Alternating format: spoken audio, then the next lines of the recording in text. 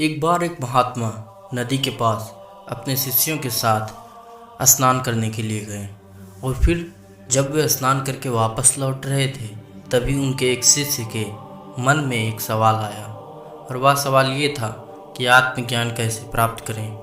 सो उसने अपने गुरुजी से यह सवाल पूछ लिया कि गुरुजी, आत्मज्ञान कैसे प्राप्त करें। और उसने कहा कि मैं बहुत दिनों से आश्रम में हूँ लेकिन मुझे नहीं लगता कि मैं आत्मज्ञान के रास्ते में हूँ। तब महात्मा जी ने कोई उत्तर नहीं दिया और आगे बढ़ते रहे। वह शिष्य बेचैन हो गया और उसने महात्मा जी के सामने वह सवाल दोबारा से दोहराया कि मैं कैसे आत्मज्ञान प्राप्त कर सकता हूँ। फिर गुरु जी ने उत्तर दिया कि नदी के पास एक कुत्ता है, तुम्हें उससे सीख लेना चाहिए। और ऐसा कहकर वह अपने रास्ते पर आगे बढ़ गए। ये सुनकर उनका शिष्य बहुत परेशान हुआ और हैरान भी।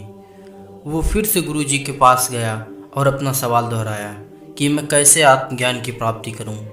आप तो मेरे साथ मजाक कर रहे हैं कि उस कुत्ते से सीख लूं, लेकिन मैं उस कुत्ते से नहीं सीखना चाहता।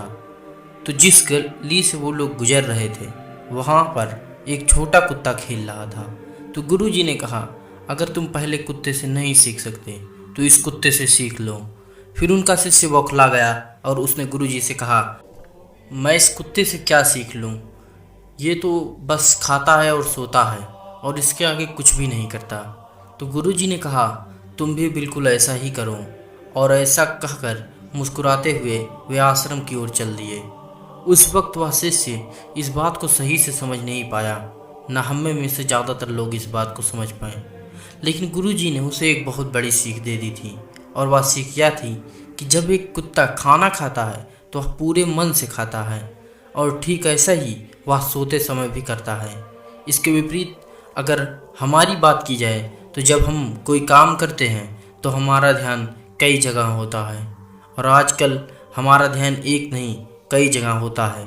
महात्मा जी के कहने का मतलब ये था कि अगर हम किसी काम को पूरे फोकस के साथ करें, अगर हम अपने ध्यान को सिर्फ एक जगह रखें, खाते वक्त सिर्फ खाने पर ध्यान दें और सोते वक्त सिर्फ सोने पर, तो वही हमारा ध्यान बन जाता है।